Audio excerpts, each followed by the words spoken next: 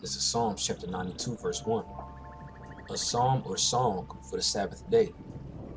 It is a good thing to give thanks unto Yahweh, and to sing praises unto thy name, O Most High, to show forth thy loving kindness in the morning, and thy faithfulness every night, upon an instrument of 10 strings, and upon the psaltery, upon the harp with the solemn sound.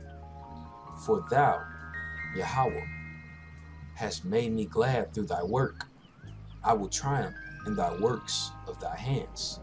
Shalom. First and foremost, I want to give all praise to Yahweh Bahashem Yahweh Shai. I want to give double honors to our apostles and our elders of Great Millstone that rule well. And peace and citations and many blessings to your elect Akim across the four corners of this earth, kicking this precious word of sincerity and the truth. And I just want to do a quick lesson, just going into the beauty of Yahweh Bahashem Yahweh Shai's creation. And this specific creation I want to go into is music. All right. The Lord even orchestrated a choir, through, of course, through King David. But it just goes to show you how pleasant the sound of the instrument is to Yahweh Bahashem Yahweh Shai, and how he creates his own music. All right. He created music. He's the creator of everything.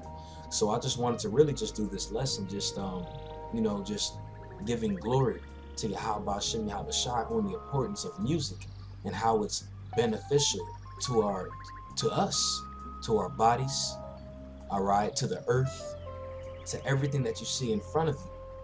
Sound is a key component to the exhortation, exalting the Heavenly Father. Okay, and again, even going into verse 1, it says it is a good thing to give thanks unto Yahweh by Hashem Yahweh Shai, because it is always a good thing to give thanks to the Heavenly Father. You know why? Because he created everything. All right, and he said, and sing praises unto thy name, O Most High. And that's what we're doing also when we kick this word. We're singing praises unto the Most High. This is a vibration or an energy that's being pushed out. And the more this energy gets pushed out, the more sleeping brothers wake up from this sleep. That's why Yahweh Bahashem Yahweh Shai tends to this. Of course, there's numerous things that he does, but it makes me think of why he tends to this work being the harvest and us being laborers. And the more we tend to this work, more fruit buds up from that soil. All right, and that fruit, of course, representing brothers waking up from the slumber that they're in. All right, even when you look at the plants. All right, when you go into the woods or the rainforest or whatever, there's always sound that's being played, especially in the regions of the area that has the most vegetation. You hear crickets, you hear frogs, okay? You hear certain sounds, and these plants feed from those sounds, of course, from the water and soil. But that sound is another key component of the growing of that being. All right. Verse 2 says, to show forth thy loving kindness in the morning, and thy faithfulness every night, upon an instrument of 10 strings, and upon the psaltery, upon the harp with the solemn sound. So this is another verse that he's showing the importance of this sound. All right, this music that he makes. And again, with us doing this work, this is music that we're doing. All right, and what does he refer to us as being? He refers to us as being cedar trees. All right, even matter of fact, I'm going to go to the scripture really quick.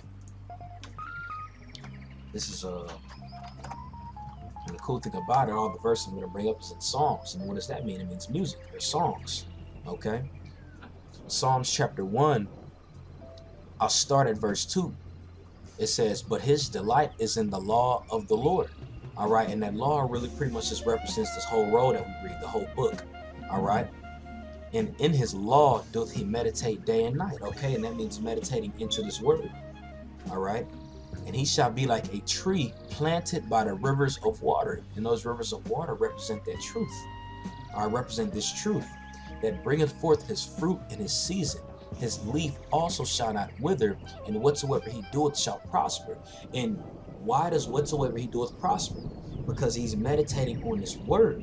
All right, this music, this song that's being played, and he's going to grow, and his fruit is going to be more abundant. which of course the beautiful thing is the water can represent this truth, the soil can represent this truth, and that music, that sound, that vibration or energy represents this truth. Okay? Just goes to show you how cold Yahweh Shem Yahweh Shai is in all of his doings, man. All right, he created music, he created sound, he created all of this, and all of that has a, what's the word I'm looking for? It pretty much has it has an importance of the upbringing of everything. And again, you know, using the example of the rainforest and the plants, and why he has crickets and grasshoppers and birds and the bees and all of this that has music, and those are placed in the most well furnished places where it has the most vegetation to it. All right, this is Psalms chapter 33 verse 1. Rejoice in the Lord, O ye righteous, for praise is comely for the upright. Praise Yahweh with the harp, sing unto him with the psaltery and the instrument of 10 strings, just like we had read in the previous scripture in Psalms. Okay, sing unto him a new song, play skillfully with a loud noise, for the word of Yahweh is right, and all his works are done in truth. All right, so whatever the works might be, everything he has done is done in truth. This song that we're singing, this music that we're playing via by the scriptures, is done skillfully and with a loud noise. And that way those precious fruit can grow. The Lord placing those sounds in the rainforest just so those trees and plants can grow was done skillfully, and it took time and took thought into doing it. All right.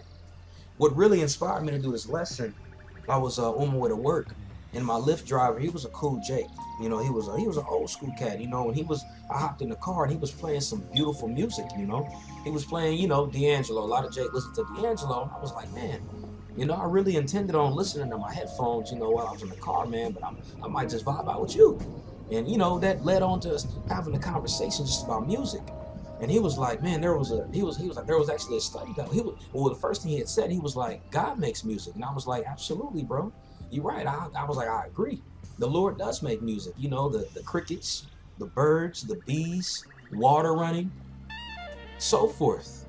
Everything that you hear that's in those areas is music to the Heavenly Father. It sounds beautiful and it's peaceful.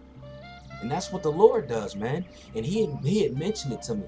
And he was like, there was actually a study that was done. Now, I was trying to look for that study. I couldn't find it. But, you know, I found something else that was quite interesting. Lord willing, I'm going to post this short video at the end of this lesson. But he was pretty much like, there was a study that was done.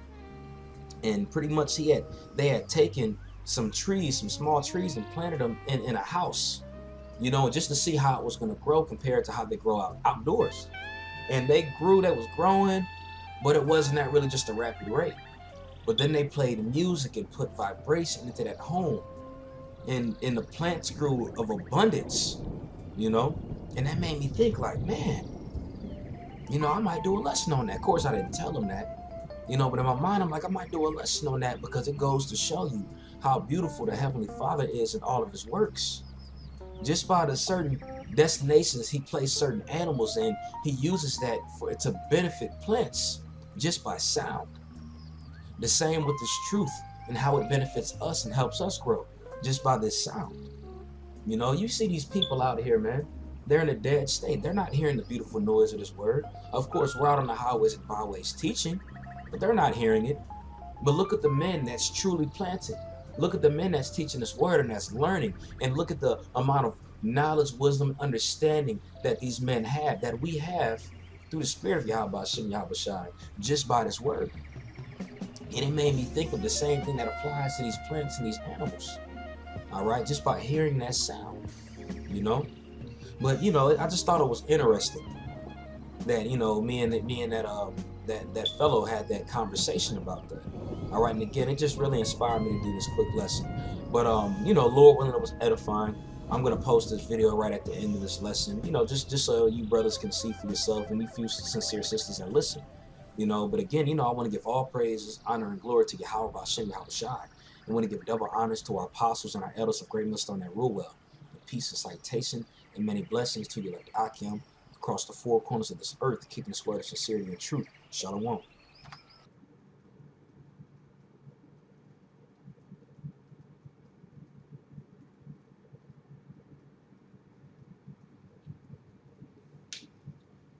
So this is part 3, video update for my daughter's science experiment, the effect of music and vibration on the growth of plants. As you can see, this is the quiet room. You can definitely see that we have some very tall little tomato plants sprouting out of their little starter pots here. We've had one in this room that has become crippled, that we've had to support just because of its height. Can no longer grow on its own. All the rest in here seem to be doing just absolutely fine.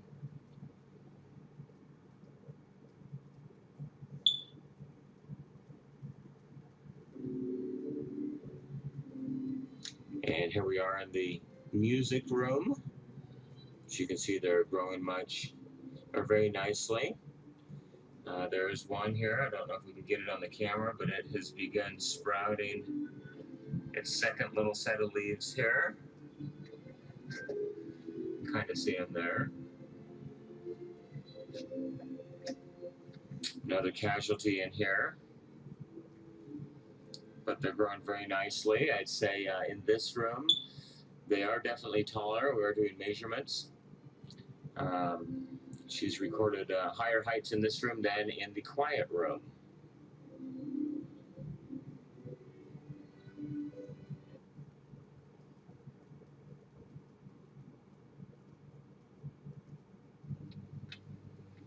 And here we are in the vibration room. We've had 4 casualties in here, but you can see the height of the tallest plant in here is higher than any of the plants in the other rooms. So we've got one plant in here which we measured that was 122 millimeters the other night, surpassing the highest plant in the classical music room that was only 118, and the highest plant in the quiet room, which was only 110.